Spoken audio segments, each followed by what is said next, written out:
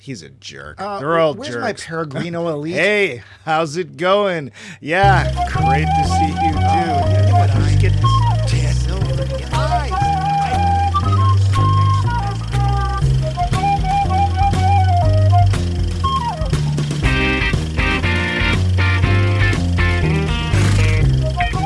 There will be spoilers ahead. Lots of spoilers, so be careful, won't you?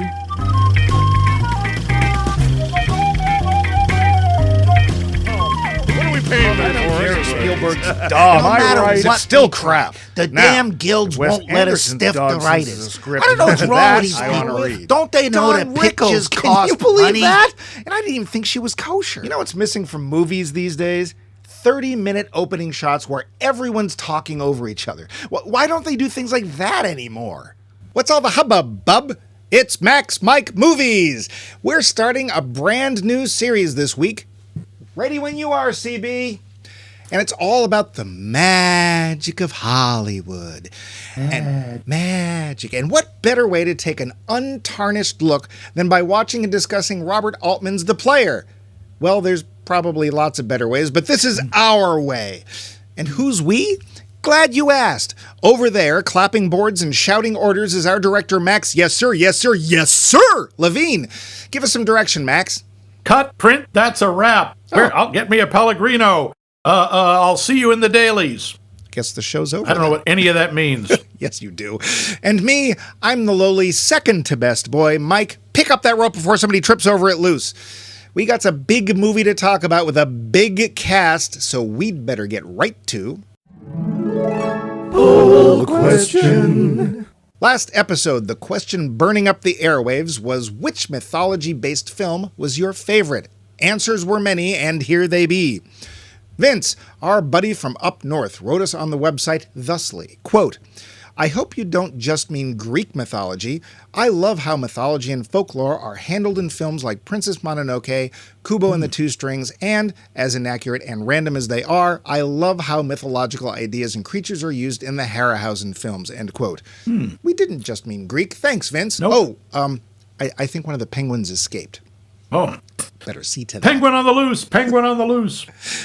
Back over to Facebook, a word Max can't pronounce. We have Tyler Stewart with... Fatchebook. Damn it. See? He said Lord of the Rings trilogy. And a Ooh. good choice, that. Thanks, Tyler. Yeah. Regan McStravick went a little more earthy. Oh, Brother, Where Art Thou is his choice. Interesting. Oh, sure. Thanks, Regan. Yeah, I haven't Yeah. seen it, so I don't know how that works with mythology. It's based on the Odyssey. Oh, that's right. I'd heard Main that. character's name, I think, is even Ulysses. And I think you mean Ulysses as in the Greek myth, not the James Joyce book, which nobody reads. Right. Okay, good. Right. nor Ulysses S. Grant. Right, and his magic thereof. Tony Kellner, well-known author, wrote, quote, would have gone with Lord of the Rings, but since Tyler beat me to it, animated Disney's Hercules, and I like Thor Ragnarok a lot, end quote. Hercules. Hercula. He's a hero of song and story, you know that? He is. Winner And of Ancient Glory. He's got the And strength of 10 plastic army men. He also took the world and shook the world. Did he? I think that was the Sons of Hercules. But anyway, she got 3 different mythologies in there, so thanks, Tony. Nice. Yeah.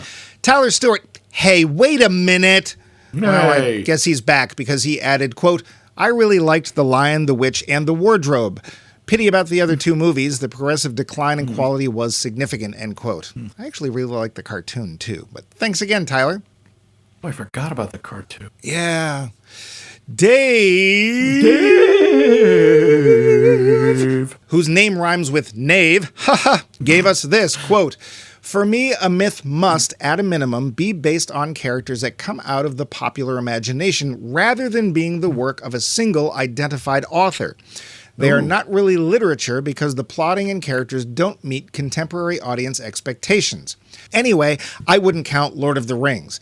The Lion, the Witch, and the Wardrobe is a tougher call given the mythical creatures and the Aslan is Jeebus part, but still for me, not a mythology that bubbled up out of the people. They suffer from the heroes must be idealized perfect men and women problem. No flaws make for less interesting stories. And this is where Dave starts to test my ability to pronounce anything he's written. Uh-oh. I would go see a Mahabharata movie anytime because the heroes are flawed. The Ramayana has never taken my interest because too much perfection and no interesting personalities despite the cool monkey. Anyway, though there are no gods in magic, my choice would be the Robin Hood films. Love me a good Robin Hood. His merry band just have more interesting personalities than most of the gods that usually populate myths. On the Japan side, here it comes. The second Onmyoji movie has Susanoo and Amaterasu and Omakami in them. Note also that when I last saw it, I found The Ten Commandments unwatchable. For a similarly wooden production in Japan, check out The Three Treasures, which is of anthropological social science interest and has great tokusatsu and cinematography, but I still found it almost unwatchable, end quote. Ouch. Boy, I love The Ten Commandments. That's a lot. It is. I actually love The Ten Commandments. It's one of my favorite comedy films. Anyway. Moses. Nice ones, Dave. All of them. Dear gods, it's funny.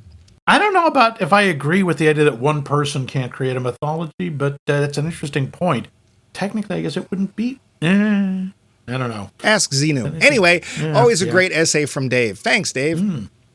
Steve Kellner, another well-known author, gave us a quote, "Gotta say, Disney's Hercules, as Tony did. If you count Oz, and David Mackman notwithstanding, Baum was deliberately designing an American mythology. Return to Oz. If you go down Arthurian mythology, perhaps Camelot," end quote. I did not know that about Baum. Did you know that? What? That he was trying to create American mythology? Yeah, I did. I read that somewhere. Oh, interesting. Well, thanks, Steve. Adam Mark, scholar, ballroom dance champion, and sausage king of Chicago, sent us, quote, What? with the word... Oh, he is not. How do you know? Have you ever met him?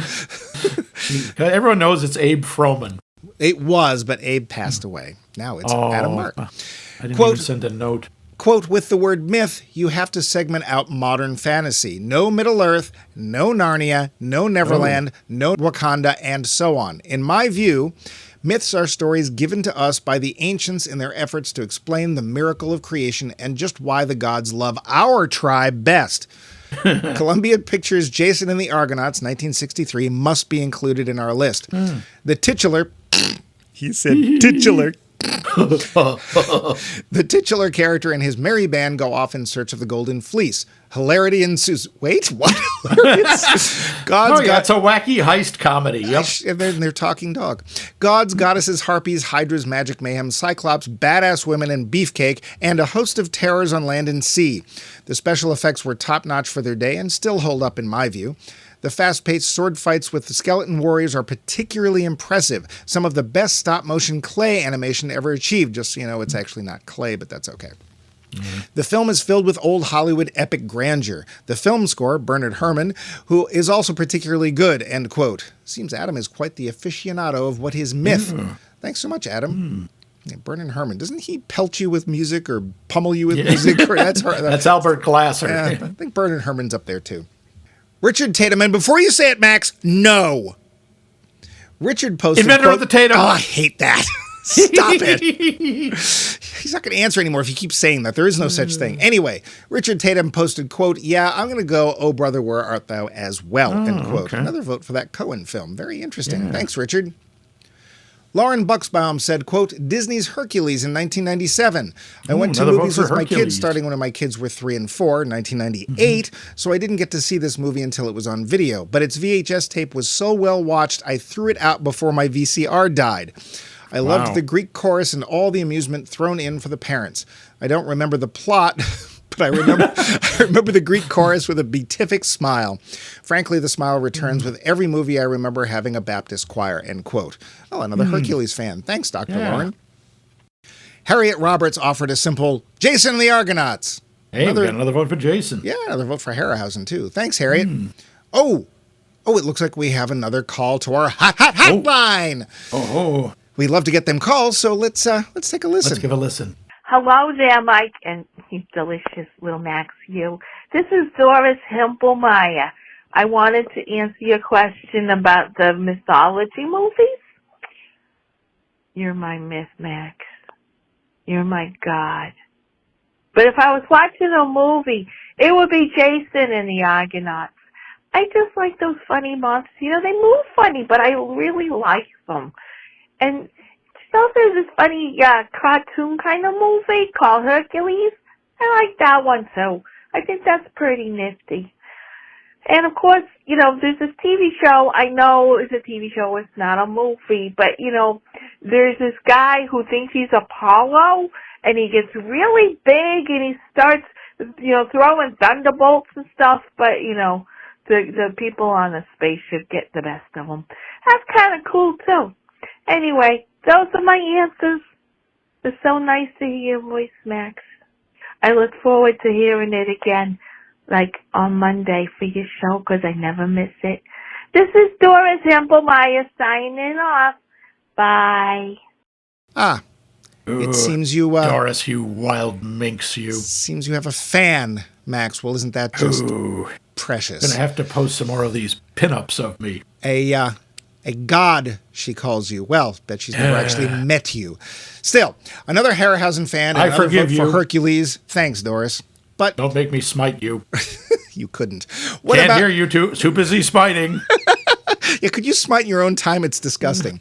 Anyway, what about you, Max? This was your query, so how would you dig its answer from the depths of... Never mind. Just let's answer the question. Okay. Honestly, I would go with Monty Python's Life of Brian is my favorite from Christian mythology. Okay. I think it's a wonderful approach that both deals with the absurdity of it, but also the sincerity. And let's face it, it's funny. Yeah, it's extremely funny. I'm still not sure about the spaceship interlude. That's still just odd. Oh, yeah, I forgot about that. Most people do, because it doesn't fit the rest of the movie at all. Well, maybe that's the point. I guess. But, that would be mine. What about you? What's your favorite myth-based movie? I'm going to go with, and this is an odd one, I think, The 13th Warrior. And the reason I'm going to pick it is because... Antonio Banderas. Well, there is this about the movie. It has lots of Banderasness. The reason I would pick it is because it shows the power of myth and how it can change people's perceptions. It's actually central to the plot. And I really love the fact that there is these layers and layers and layers of myth until you get down to literally one person. And... only the people closest to that one person really know, it's just another person. And I think if I remember correctly, she was sort of the mother of the tribe. But I just really liked the way that they showed how powerful myth can be. Even just the symbology of the attacking warriors with their torches being thought of as a fire snake, a fire serpent. And it's because they literally left nobody alive to tell people otherwise. So, yeah. But, interesting. Okay. Yeah. Thanks again for all the swell answers. We love them. We love them so much that we needs them. We needs them. We want more. We would like more. Keep your needs to yourself. But I have urges in my area. I'm sure you do. But please take them off mic anyway. What movie has your favorite ensemble cast?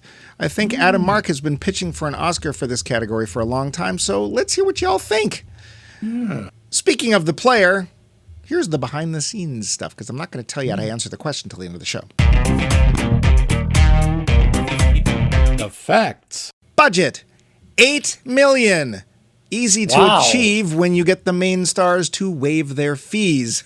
I think it's till later, but that's okay. Take... nearly $29 million, so pretty nice return. Yeah, almost the 4 times, which was back then it was only twice, but there you go. Yeah. Stars! There are a lot of stars in this movie. Too many to be counted, 65. And as it turns out, they were not even in the script. And every cameo ad-libbed their part. And for their troubles, Altman convinced them all to donate their fees to the Motion Picture and Television Country House and Hospital for Retired Filmmakers. What a nice guy. Wait, did he donate his? Buck Henry sounds like he's committing sacrilege by even suggesting a Graduate 2 movie, except he's one of the original writers of the first film. That just makes it worse. I mean, but he can do it. That fake movie plot for Habeas Corpus was just a little too real. The writer of this film, Michael Tolkien, had a studio try and option him for the rights to that film. So, yeah. Speaking of Michael Tolkien, he was the one who wrote the book this is based on, and he never planned for it to be made into a movie. He actually wrote it to distance himself from the business and from screenwriting. Didn't work, did it? Yeah. He didn't have his Punami stone. Sorry, that's a deep. Oof. We never did find out who hand wrote all those nasty postcards to Griffin Mill in this movie. Turns out... We kind of do. We don't. Well, we sort of do. But turns out the writer was none other than director Robert Altman himself, who took great pleasure in writing them.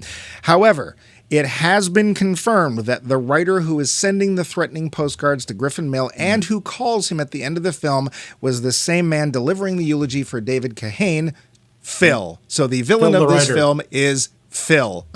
That's Phil his the voice on the phone, too. I looked it up. Phil. The villain, Phil. Phil. Yes, beware of Phil Notorious Phil. and his Philness. Yep. This movie was up for a lot of award nominations, which prompted Robert Altman to say to Tim Robbins, quote, "I think we were too nice to Hollywood in the film. It shouldn't be this successful," end quote. Yeah. That opening shot, it was 8 minutes long without a cut. They had to repave the parking lot so the dolly would ride smoothly, and they shot 15 takes. Woof. Turns out number 10 was the one they used. Right. This film holds the record for having the most Oscar winners in its cast ever. I believe it. 12 actor winners, 13 if you count Oscar-winning director Sidney Pollack. After that, there were 15 nominees. Can you say, moo? Julia Roberts, whew, how much did she cost for her short role? Nothing. She charged not a cent. Oh. Does Griffin Mill's office look familiar? Yes. That's because it was the same set from Barton Fink, which I haven't seen, no, it didn't. Believe it or not, Chevy Chase wanted the leading role in this film, not least of which because his father had published the novel on which it was based. So, yeah. Not just because, hey, I'm tall. There is that. We'll get back to Tim Robbins and his tallness because, dear gods. The towering Tim Robbins. Yeah, I mean, it's a good thing that James Cromwell Tim wasn't Robbins, in this film. angry. Movie bad. Anyway, for whatever reason, Griffin Mill never orders or drinks the same brand of bottled water twice. Huh. As is so often the case, this film was nominated for Best Director, but not Best Picture. And it was the only one that year so honored. So, yeah. Why does Richard E. Grant's character look so upset when it's suggested that Bruce Willis appear in his film? Possibly because the two had just made Hudson Hawk. Yeah, it's our entire episode. I wondered about the timing there. Yeah. Oddly, this was supposed to be made into a TV show. There was a pilot shot in 1997, but it was not picked up, which is just as well. Yeah. Max, do you have any trivia? This seems like a film you might know a little things about, or maybe? Well, you could. There's a lot of stuff about it. My main thing was who the mysterious voice was at the end. Phil. Mayor. Yeah, Phil. Evil, dark Phil. He only had the one head and the two arms and called himself Phil, but... Another deeper, sorry, folks. Well, there's probably many, many more, but we have a story to get to, and it ain't gonna fry itself. Nope. Griffin Mill is a typical young Hollywood producer. He makes big decisions that affect tons of people and seems to have little care about how those decisions impact others. He's also hearing rumors that he's about to be fired, though in typical Hollywood fashion, he hears it only in rumor and anyone asked directly denies it. And hot on his heels is an up-and-comer, Larry Levy, who seems to be everyone's favorite and is possibly gunning for Griffin's job. To make matters worse, Griffin's been receiving death threat postcards from some writer who made a pitch to him months ago and who never heard from Griffin again. Trying to track down this mystery writer, he comes to the conclusion that it was David Kahane, an unknown writer he'd met with 6 months previously. Finding his address, he heads over there, but calls from outside to see if he's home. Kahane isn't, but his girlfriend, June, is. Griffin has a weird, voyeuristic conversation with her as he watches from just outside, but eventually finds out where David is and tracks him down at a local movie theater. They meet just afterwards, David still angry with the poor treatment he got from Griffin. Griffin just wants the threats to stop. He tries to appease David with his wily producer ways, but David's not having it. They part, but Griffin then follows David to his car. They fight, and Griffin accidentally kills David, then flees the scene. When David's death comes to light, it becomes pretty obvious that Griffin had something to do with it, at least to the studio security chief and the cops, but not to June, whom Griffin goes to see at the funeral.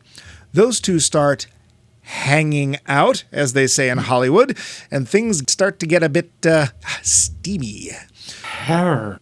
Meanwhile, the cops are trying to pin the murder on Griffin, and Larry Levy is coming up on the outside. But Griffin manages to hip-check Levy with a bad script proposal that nearly gets Levy fired and somehow allows Griffin, who thought he was going to be fired, to rise to the head of the studio. A year later, and Griffin hears from a mystery writer who knows the entire plot of what really happened with Griffin and David, though the two work out a very Hollywood blackmail deal that will keep the whole thing under wraps. The end. But more. The film. So, Max, when did you originally see this? I assume you originally saw this. I did. I saw this, I think about the year or so after it came out. I don't think I saw it in the theater. I'm pretty sure I saw it on videotape. Yeah, strangely, I think so did I. Be around like 93 or so. Do you remember your reaction to it at the time? I mean, this is not your preferred era, but I do know that you love some movies about Hollywood. I was really interested in it. Back then, I had a lot of trouble with the with meta stuff. Okay. And there's an awful lot of meta in this movie, right? The opening friggin' shot is the opening shot of them filming this movie.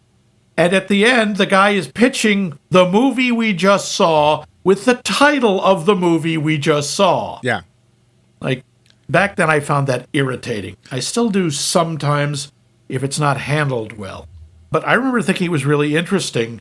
Back then I didn't recognize a lot of the people, a lot of the cameos, and boy, are there a lot of them. Well, let's be fair. There's 65. You can't recognize everybody. Not least of which because there's actually some that they left on the cutting room floor. I saw a list of like at least 6 people that didn't make it that had scenes. So, yeah. I believe it. I think I was the same thing. I think I saw it on videotape. I don't think I saw it in the theater. I don't remember seeing it in the theater. I might have. I don't remember. Mm-hmm. And I remember being impressed by it. I think there's a lot of good performances. That being said, Max and I usually like to talk about the cast. We literally can't. We will not have any take the whole show. So we'll just talk about some of them. Yeah, and I don't mean even the cameos. I just mean this is an Altman film, so everybody's in it. Yeah. And he even had to go to Britain and get some people because he ran out. Because apparently he knows everybody, and everybody wants to be in an Altman film, and they'll do it for free. Apparently. Or they donate their cameo appearance money to. Yeah. This film is, however, carried by somebody who at the time was specifically not a big name. And the studio that was originally going to finance the film wanted a big name. I forget who they wanted. And Altman was like, no. So they did this independently. This is an independent film. I want this kid named Tim Robinson or something. Tim Robbins, who, as you pointed out, is very tall. He is very tall. He's 6'5". He is a large gentleman. Very, very tall. What's weird is that, unlike a lot of films, they don't try to hide this really at all. He towers over everyone, and they do nothing. They don't do forced perspective. No. They don't have anyone standing on a box or he's in a trench. And you don't even have to ask, why a big suit? Because it's a big man. Yeah. So he's carrying a film, and this is, I want to say, if it's not his first starring role, it's his first really, really big in-your-face role that I remember anyway. Hey, he did Tapeheads before this. And how many people saw that? Us. Yeah, I went to the premiere in the Nickelodeon. He also, the first thing I remember him in was Bull Durham, which came out a few years before. Yeah. Did he lead the film? He was one of the leads. It's really Kevin Costner and Susan Sarandon. He's the second lead. I wonder if he met her on that set, because, of course, they would live together for 20-something years and have children. I think he generally does a pretty good job. I do, too. Most of the time, he's very withdrawn, very reserved. But there's a couple of points when he's, like, sitting on the couch toward the end, and he's almost confessing, but not quite. Right. He really, you get the idea of all the stuff that's roiling under the surface. He does a really good job there. Well, I think also when he meets up with David Kahane, as played by Vincent D'Onofrio, who's, I don't want to say he's wasted. It's an Altman film. He's there for 5 minutes and he's gone, and he's fine for his 5 minutes. But boy, does he look different. Yeah, he's unrecognizable, really. But when he meets up with David Kahane, it is quite obvious that really what he wants is he wants an answer to something that's bothering him a lot more than he's letting on, and he doesn't know how to relate to him as a person. Because let's face it, at that point, Griffin Mill isn't. He's a producer. He just deals with everybody as if they're making a pitch or he's making a pitch to them. And he's the one in control and has the power. And it's basically, I mean, the story is more or less about what happens when somebody who's in power finds out that they might actually have to be a person. However, at the end of the film, we find out, no, I don't. Yeah. So, I think I'm glad they did not pick a big name for this, because I think it would not, like if you'd had like Al Pacino or something, I don't think it would have worked. No, so. You need someone who is trying. Yeah. And he really is. You can tell. And also the fact that he's a young producer, it feeds into the story, because you're not as established as some of the other people and your place isn't as assured. So I think that works pretty well. Greta Scacchi, I don't know her from anything else. Do you? Yeah, she's been in everything. She was in Presumed Innocent. She's been in like 100 movies. I always forget some of the biggies. Hang on. Oh, yeah, she was Mrs. Weston in Emma, the one with Gwyneth Paltrow. I've seen her in a lot of stuff. I don't really remember her as much of a lead. She tends to be sort of a side character or a femme fatale. And I'd say that she's as much a female lead in this as there is one, and there really isn't. But I actually found her as a character interesting. Her boyfriend, David, calls her the Ice Queen. And I honestly think that there's something in her past or something with her background where she doesn't know how to relate to people or emotion very well. I had something in my notes after the funeral when she's saying she doesn't feel anything, that David's dead, just like when her parents died. And I'm going, is June a sociopath? Well, she's very quietly interesting, which, to be fair, I think we are determining from Altman films she's a woman, so she doesn't get to do much. Yeah. I think she is one of those characters we've talked about that I want to know more about her. She's interesting. Yeah. Her performance, there are moments of passion, but they're still tempered by, I don't feel this as deeply as most people would. Yeah. And even when the scene when they're having sex, she specifically said, I'm not doing a nude scene, which is why it's shot from basically the neck up. The neck up. Which I think is honestly just as uncomfortable. It's pretty erotic. Yeah. Just seeing them above the neck. Yeah. You can tell she doesn't want him to talk because she can enjoy this only in a very specific way. So small part. I also wondered. Yeah. I just thought she was really good. Yeah. I do wonder, this may come up later, he's trying to confess to her that he killed David, and she didn't want to hear it. And you get the feeling maybe she already knows. Well, maybe she's worked it out. She has a very interesting quote early on in the film. Her quote is, "If you don't suffer, maybe it wasn't a crime after all." Yeah. And she also says something to the effect that if you've gone through enough suffering, the law doesn't need to enter into it. I disagree. I think she's wrong, but I've heard that. That's a very rich people outlook of things. Yeah. So, I think she doesn't have that much to do, but I think she's interesting. Fred Ward. I like Fred Ward. Fred Ward's nice. He's just good. He also he has that combination of kind of lighthearted and I could screw you up so bad if I wanted to. And he doesn't get a lot of work, unfortunately. I've only seen him in like 3 things, like Tremors. He's been in a lot. He just tends to be a minor character. Yeah, which is too bad. Hell, he was in The Right Stuff. He was in at least one or two of the Tremors movies.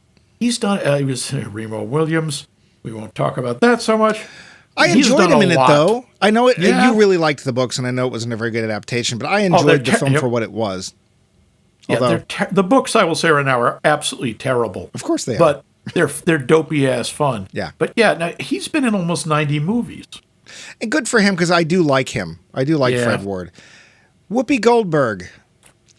The one miscast, I think, of the entire film, and I don't blame her. No.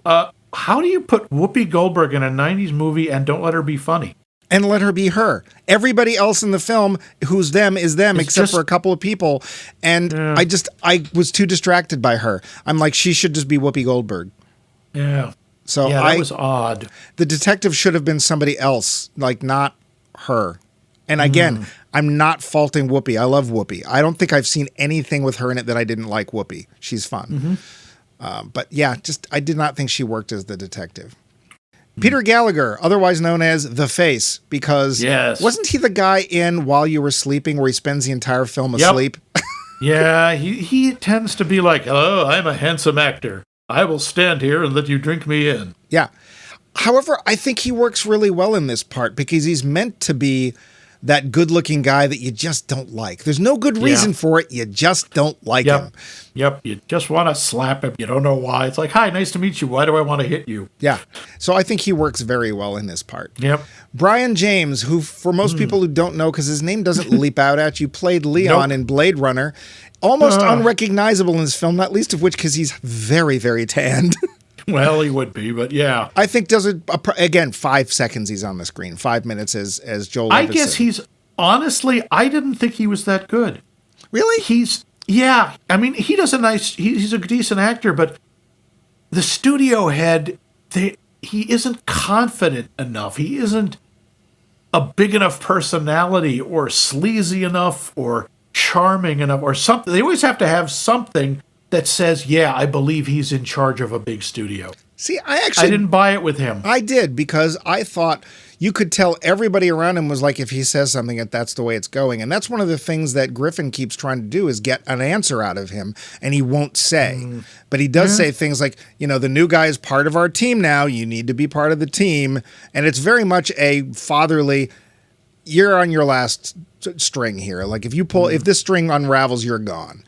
And I actually like the fact that he isn't the kind of character that's big and blustery and, smoking cigars, because you get the impression, I don't want people to know who I am. I don't want to be famous. I want to make the decisions, but I want to be left alone. So I actually did like him in this. Okay, but that's fine. Just a different interpretation. Yeah. Cynthia Stevenson as Bonnie Chereau. I felt so bad for that character. Yeah, except she also, I find her kind of confusing. Because for most of the movie, she's just like everyone else. She's another, Hollywood exec. He wants to get things done, and then at the end, she's outraged because what's his name? Richard E. Grant's character. No, Richard E. Grant's character has compromised his artistic vision. Why would suddenly she cares about that? We don't see any evidence of that she would do that in the rest of the movie. Yeah, it's jarring. She does a fine job. Her performance is very good. She's believable.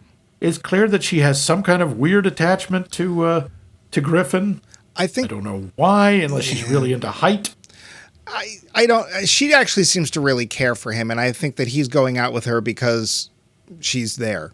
I think it's useful. Yeah, I think there's some stuff implied, because there's literally a 1 year later thing at the end of the film.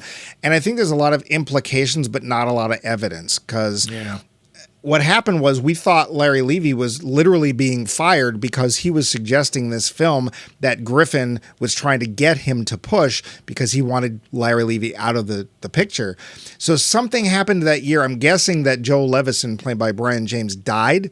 Somehow Griffin got to be on top because Larry Levy was on the way out, but they also totally did a 180 on the picture. So maybe that was Griffin coming in and saying, well, the only way to save this film is to do everything the writers don't want to do.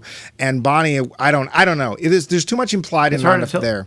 We know that Joel doesn't die because before the 1 year later, Griffin gets that call from his lawyer, Sidney Pollack, or whatever the character's name is, because it's Sidney Pollack, saying that Joel is out. Okay. He just suddenly is out. We don't know why. He just was. Okay. With too much implication. The film is not horribly long. It's a little over 2 hours, so they could have spent a little time giving us some idea, but whatever. Vincent D'Onofrio, as we said, is there for 5 minutes. He's fine. And after that, there's just the rest. There's everyone who's on there for one or two scenes. Although one line, a walk by. We do have the ultra creepy Lyle Lovett. Yeah, I don't know what he's doing in this. He's creepy, and he's really good at it. Even he's after very we good think at being creepy. That is true. We spend most of the film thinking that he's the guy who wrote the postcards, only to find out, no, he's actually a detective just trying to figure out what's going on or get some evidence. Yeah. But once we find out the cop, he's no less creepy. And I didn't see any trivia about this, but I have this feeling that the part in the background, because Altman loves to have stuff going on in the background. There's a part in the background where he swats a fly, and then he picks it up, and there's this little box on his desk, and he puts it in with a bunch of other dead flies. Redfield. I'm wondering if he was in this because of his connection. At one point, he was married to Julia Roberts for about 5 minutes. Oh, I don't know. Everybody is in here, so I don't think it really matters one way or the other. But he is very creepy. So yeah, I'll give him that. But Richard E. Grant's in this for 5 minutes, and so is Dean Stockwell. Richard E. Grant's fun. I like him too. So. That's one of the things I did want to talk about if we're done talking about the cast as a whole. Yeah, we should move on. The thing with the cameos, yes, it does make it much more believable, but it's also very off-putting because every time someone shows up, like when Dean Stockwell and Richard E. Grant show up, I'm like, oh, he's going to go talk to Dean Stockwell and Richard E. Grant. Oh, no, they're actually characters. Yeah. This is Andy Sevilla and Tom Oakley. Oh, and that's not Sidney Pollack. It's Dick Mellencamp. Well, let's be fair. Sidney Pollack is never Sidney Pollack. He's almost always, when he bothers to act, he's almost always a lawyer or an agent. Yeah. He's not. Yeah, but that's not what he is. He's a director or a producer. But you know what? Every role I've seen him in, I've liked him. I liked him in this, even though it's brief. Yeah, I liked him in Eyes Wide Shut. Say our first episode on Eyes Wide Shut. He picks good parts, and I liked him in Tootsie. So yeah, no one will hire you.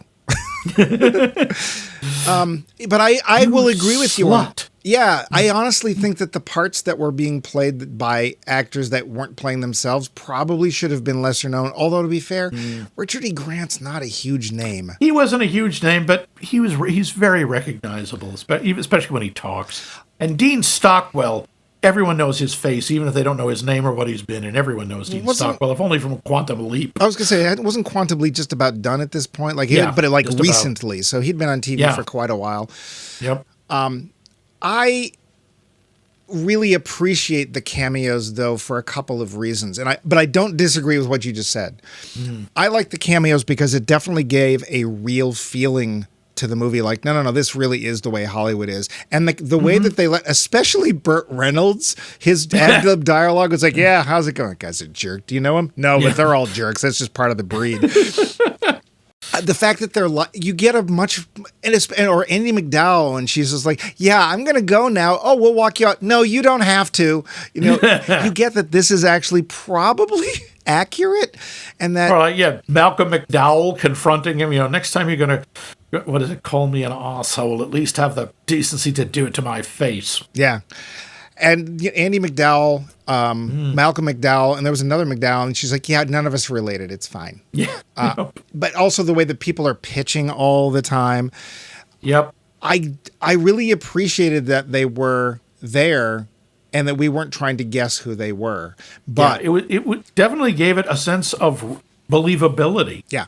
It gave it credence, basically. And let's face it, it's an Altman film. He wants you to look around. That's the point. Yeah. He wants you to check all the background people, check what they're doing. I will say, not the subtlest Altman film ever. You think? Really? Like he's in the office, there's a big poster as about something is waiting. Yeah. And he looks at it more than once. Like he zooms in more than once. And we have the poster for M, the serial killer movie. And who is he? What is his sort of incognito identity? Mr. M. Yeah. We get it, Bob. Knock it off. Well, and I had trouble with that kind of thing because it made me wonder, is it heavy-handedness because it's a commentary on the types of things that the studio make you do because you're expecting the audience to be stupid, or is he actually doing it because he thinks the audience is stupid? I have to say, from his other stuff, I don't think he thinks the audience is stupid. No. Most of his films are very smart and really require you to pay attention. Yeah. I think it's a shot at the studio. It's like, okay, yes, I have to put something on a platter. Get it? Well, I'm going to ask you this then. Yeah. Do you think if it was a successful shot at the studio system and all that? Honestly, I agree with him. I don't think they went far enough. I think it was okay. Oh, I just mean those little visual references like to the movie posters and stuff. Do you think that works as you do? I think that it does. I really think it's like, okay, yeah, this is exactly what they're criticizing. I think it was a little too heavy-handed, honestly. Especially there was one movie poster he zoomed in on twice, and it's like, yeah, I got it the first We got it the first time, yeah. One thing I will recommend if you haven't seen this film, I recommended this to Max. I don't know if you did it or not. Listen with headphones. Do not watch it just from your speakers. Don't even bother with the subtitles because there's no way you're going to pick up because they're not even going to print the dialogue of some of the cameos. And some of it's actually really funny and worth listening to. Just watch it with headphones. Just do. Did you? I did, but I also had the subtitles on. And they don't print out like the cameo. No, a lot of it they don't. So yeah, I would say do that. Yeah, I would agree with that. Yeah, all that pitch stuff felt very real. Tim Robbins is very tall. They do also in the opening, they're talking about that great 8-minute opening shot from Touch of Evil while they're making it a great 8-minute. That was okay. That's a little heavy-handed. I do love when they're doing the one-liner or the 25 words or less trying to describe movies. It's a psychic political comedy with a heart. Yeah. Or it's weird and funny, but with a stroke. A stroke? Well, maybe not a stroke. Maybe some kind of malady. I don't know. Yeah, it's like Tinker Tailor Soldier Spy meets Bambi, or Yeah, I love that whole because that I absolutely believe it's like Kramer versus Kramer meets Godzilla. And I don't know this, but I want to say that when people started making that joke, like it would pop up in a lot of stand-ups material and stuff, that it may have started from this movie. I would like to think so. I don't know. I have no evidence of that. Yeah. I don't think that the practice starts from this movie, but I think the people knowing about it, because we didn't know how that people did that. Yeah, I didn't know that. It does make you wonder what Altman had to go through to get his movies made, right? Maybe that's one of the main reasons he wanted to make this film. It might be a little shot there, sure. Yeah, because I'm guessing his type of film is one of the types of films that Hollywood doesn't generally like. He had a lot of trouble getting MASH made. I mean, that was an early one, so he wasn't Robert Altman at that point, I don't think. No. And he had a lot of trouble with that. I mean, we want to show the doctors operating, and I want to have actual bodies. Like, what? Yeah. You can't do. Okay, how about this? How about pig carcasses? Well, that's better, but yeah. Well, and the TV show had the same issue. They wanted to show blood in the operating room, and the network's like, you can't do that. It's like, we're operating on people. There has to be blood. So, we don't have to see the actual patients, but you can't do that. So, yeah. I'm guessing that the Hollywood system has not been kind to people like that. The more specific point of view you have, the less Hollywood seems to want to tolerate it in any way, shape, or form. So, and even people like Spielberg and Lucas, I think, soften the blows a lot. And eventually, sometimes directors get into that position where it's like, oh, you only have yes men, Lucas, and you don't have anybody to tell you not to. Don't do that. That's wrong. No.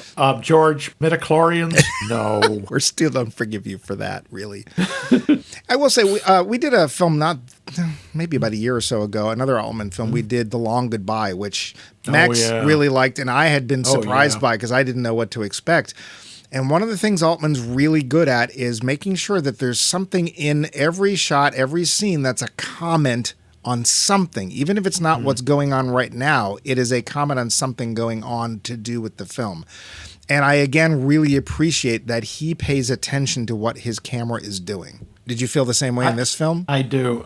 He absolutely is always aware of what the audience is seeing, and he doesn't waste anything. Driving shots, somebody just walking from their car. There's always something either in the foreground, the background, that gives you something. Yeah. You don't always know what it is or what it's going to amount to, but there's always something there. He doesn't waste film. No.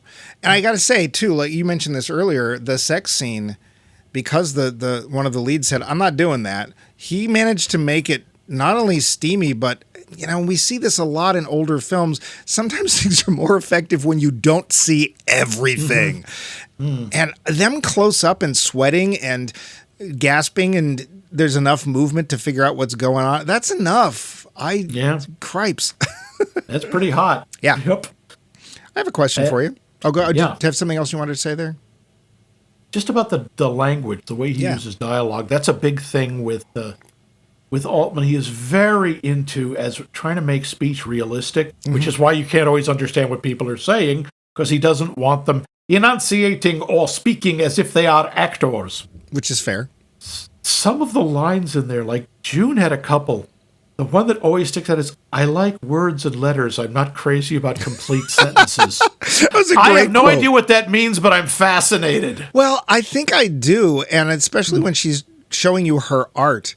That's literally, for the most part, where her emotional energy gets expressed. She doesn't express it between people, which is why I'm guessing David called her the Ice Queen. Or because David, let's face it, probably not the most charismatic person in the world. Not the most stable. He just seems to be angry at everything. He just wants to stay angry. I also wonder where she gets her money, because she's like, oh no, this art's for me. It's never finished. Where did she? I mean, she's living in a nice place in Los Angeles. Yeah. Damn. That's a nice house. I mean, it's, covered with her paint supplies, but it's a nice house. I don't want to know what that thing goes for these days. Millions, I'm sure. So, I have a question. Who's creepier, Griffin Mill or Altman? Well, that's unfair. I have no idea what Altman is actually like. Well, we've seen a couple of his films. Because, that whole opening call where Griffin Mill goes, he's trying to find David because, to be fair, at that point, he just wants the postcards to stop. He's worried that this guy is a fruitcake and is actually going to try and hurt him. It's gonna escalate, yeah. But when he gets to the house, he doesn't just... And here's the thing. Why would you call a house that you're outside of? Why wouldn't you call first? But he doesn't. And so I don't know exactly what's going through Griffin's mind. But then when he finds out there's a hot chick girlfriend there, he gets out of the car and he gets I don't know how she doesn't see him. Yeah. So Griffin, the character, is very, very creepy. And then, of course, what does he do next? He goes to the funeral of the guy that he accidentally kills and kind of wants to hit on the girlfriend. Yeah. Who is even more weirdly not into it. So is Griffin the character ultra creepy, or is it Altman? Altman often has characters who, I don't know about creepy, but they're kind of grungy. Yeah. He is very much into having people... He doesn't have, anybody pure, I think, in his movies. That's if they're fair. good guys, they've got, a weird fetish, or they have some... He's very into shades of gray. Or they're Elliot Gould. Or they're Elliot Gould. And, Elliot Gould, in that movie, he just looks like, can somebody hose him down? Well, he was a decent detective, but he wasn't a great detective. No, but he was also... And, of course, he ends up... Yeah, well, but you kind of understand Yeah. why. Yeah, but he wanted to do the right thing. He wanted to find out the truth. He wanted to help his friend. He tends to do the right thing. He's just, kind of a schlub, and really does look like he needs to be dipped in disinfectant. But he's like that a lot. I don't think Altman in general is creepy. I think he's uncomfortable because he often shows you things you'd rather not have in the movie. I think Griffin's creepy as hell. Not just because of the peeping, but do you notice how quickly he comes up with his crime scene?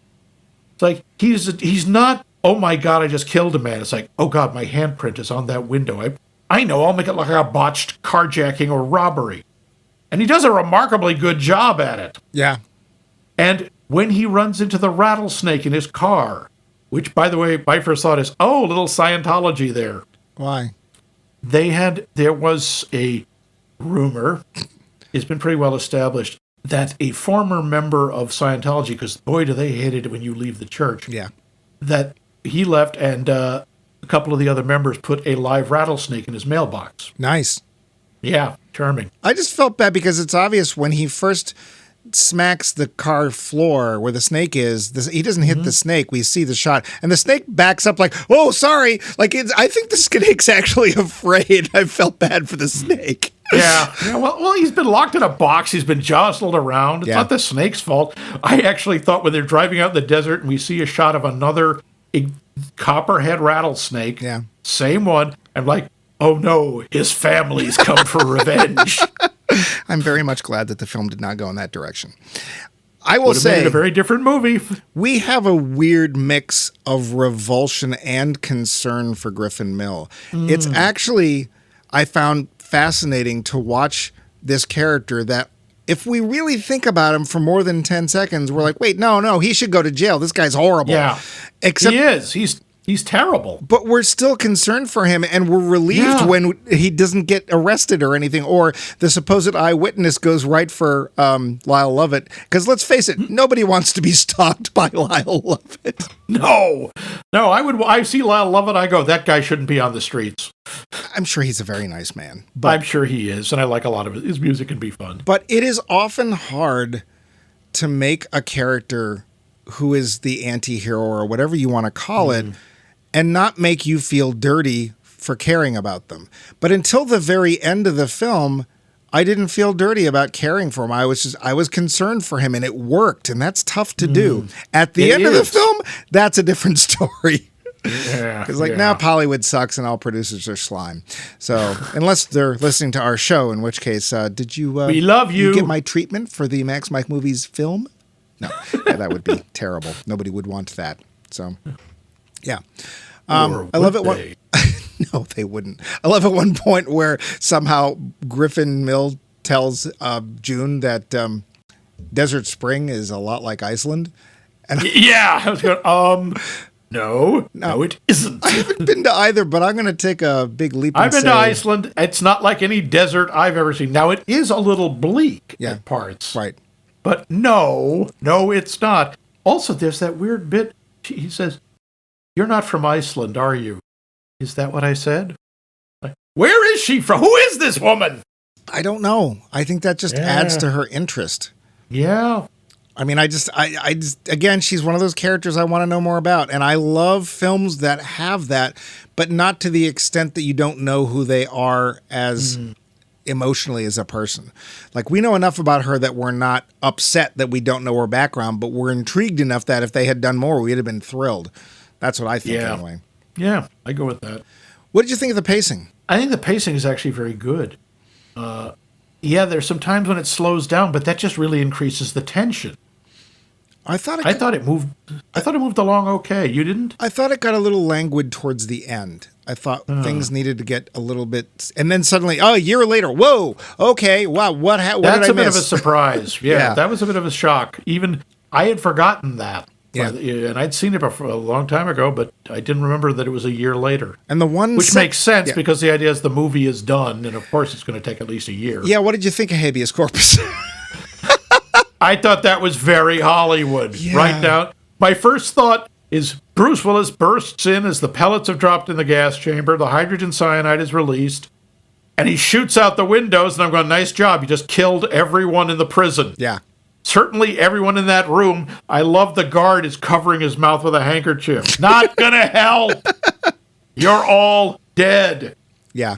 I have to say the cast, I know the whole thing is like the direct opposite, contrary to what Richard E. Grant was talking, or sorry, Tom Oakley was talking about, like no stars. Now it's like nothing but stars. But what a weird collection of stars. It's like, okay, Susan Sarandon, Peter Falk, Jack Riley. Jack Riley, Mr. Carlin from the old Bob Newhart show? Yeah. Ray Walston? Yeah. It's like, all right. Now, wait. He's like the people who happened to be wandering by that day? Was Ray Walston in one of the big baseball films, or am I just getting that confused with Damn Yankees? I think you're getting confused with Damn Yankees. Okay. Yeah, he showed up in a couple of things, because wasn't he Mr. Hand in Fast Times at Ridgemont High? Yes, he was. Oh, Ray Walston has a very long and distinguished career. Mr. Uncle Martin. Yeah, that too. Yeah. But, and Boothby the Gardener on Star Trek. That you had Boothby the Gardener. Yeah. I want to get to one last thing before we decide if this film works, and that is, and you mentioned this earlier, what about that ending? The ending is strange.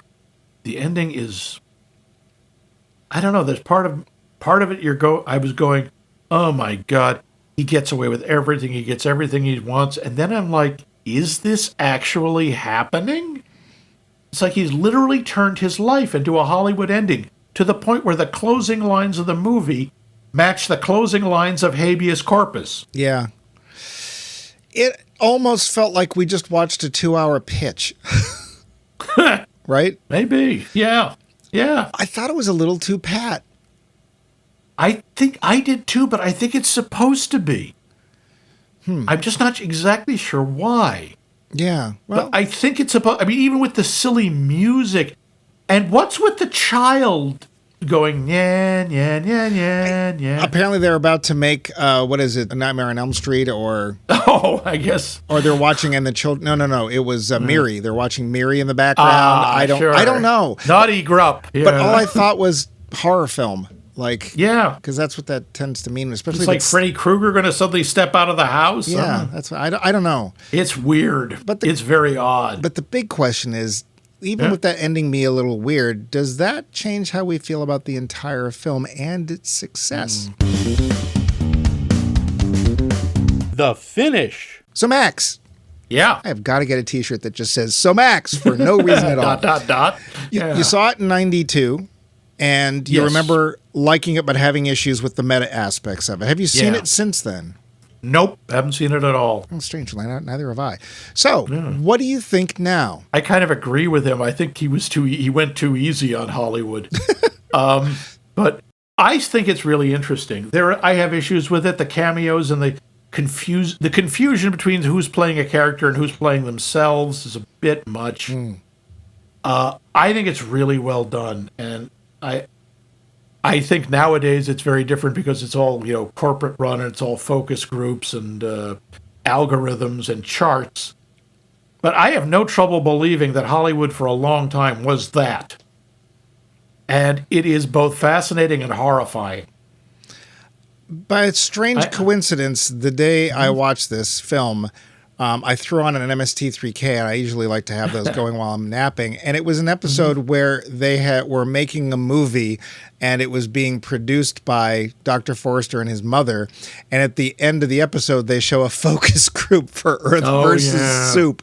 And it's like, that's right. You don't like soup, so you would not want to see a film with soup in it. Right. So another type would chicken noodle. Yeah, who would like chicken noodle? And it's unfortunately probably exactly how they decide how films get edited and changed. Very likely. I think it works. I think it's really interesting.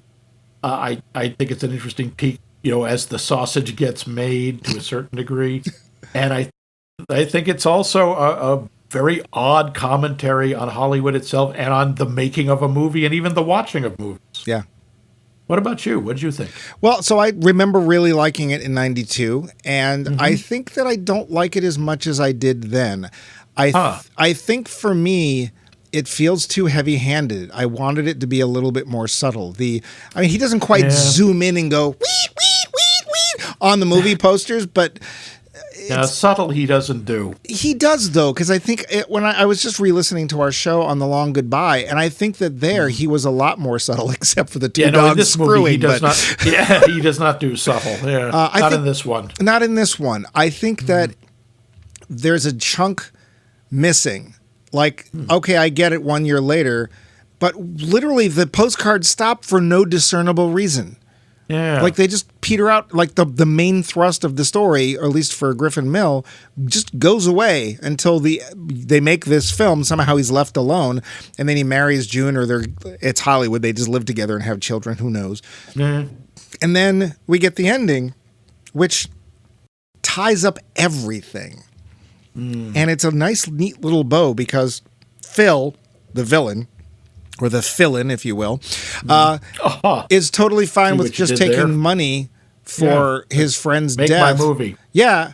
Well, what even make the movie? Are they going to make the movie, or is he just going to take the... No. I think he wants his movie made. He's a writer. Of course he wants his screenplay done. But this isn't his movie. It is now.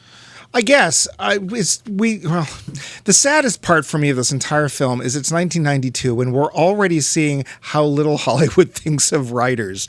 And there's that great scene with Larry Levy going, "What do we need writers for? Look, give me any headline. I can make up a story. We don't need writers." And it's like, it's one thing to come up with a potential plot. It's a totally other thing to make a script. You moron. Yeah, but that's absolutely right. Yeah. There's an old dirty joke, which I'll clean up, from about Hollywood, saying, "Did you hear the one about the starlet?" This is an old one. An old starlet who was so dumb she slept with the screenwriter to advance her career. Wow. Yeah. Yeah. Well, I mean, even go back to Sunset Boulevard. There's a whole subplot about how the main character, Joe Gillis, is on the outs. Who's referenced in this. Yeah. I didn't recognize his name at first either. But, the writers are, off in this little non-air conditioned office somewhere and blah, blah, blah, which is a damn shame because we have pointed out over 308 episodes before this plus specials how much writing is important to a film. It matters so much. So much. No one seems to believe that in Hollywood. No, and I totally believe that part, the Larry Levy scene where he's like, "We don't need writers." It's like nowadays, we don't need writers. We'll just have AI write everything. That's oddly prescient. Yeah, unfortunately. So I think there's a lot of good parts of it. I think it's just not my favorite Altman film. Okay, that's fair. And I think that I do like the look behind the making of the films, although it also it makes me kind of sad to know that some of my favorite films probably only got made by accident. Like the producers and the higher-ups were there trying to basically sabotage it because they don't care about artistic integrity or the use of language or human emotion. They only literally care. It comes down to dollars and that's it. And so it was that kind of sad, but I do like Altman. I do like his large casts. I do like the people talking over each other, as may be evidenced from the opening of this episode. Language. Yeah. Yep. But so I would say yes. If you have not seen it, I definitely would recommend seeing it. If you haven't seen it in a long time, take another look. It might be interesting on what it changes, how it changes your viewpoint. See how it holds up for you. Yeah. But in the meantime, we would like to know, what movie has your favorite ensemble cast? And you can let us know in a myriad of ways. The easiest, I think, of which is to give us a call. Call our hotline at 617-398-7266. That is 617. What's that number again? I'll tell you. 617-398-7266. Or just email us directly at maxmikemovies.com.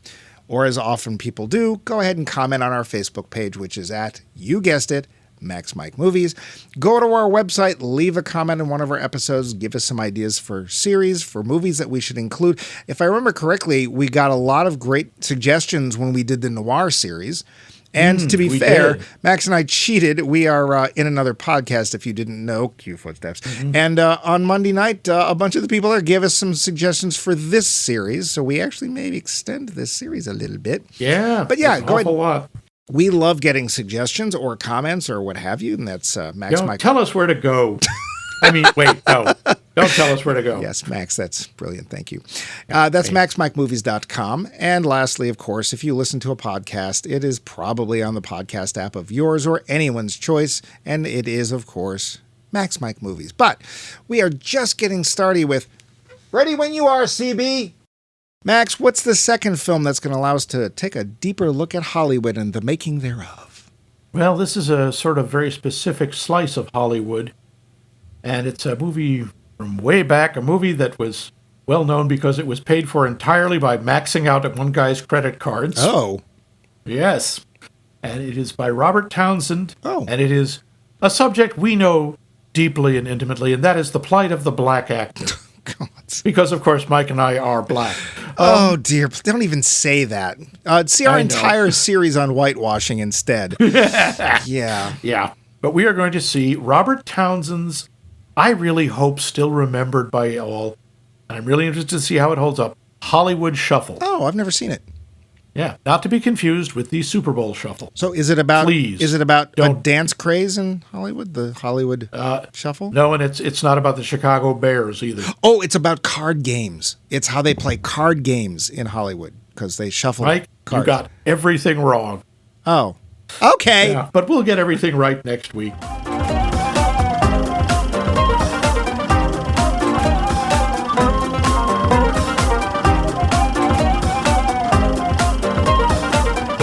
This has been a co-production of The Voice of Max and The Movie Wrench.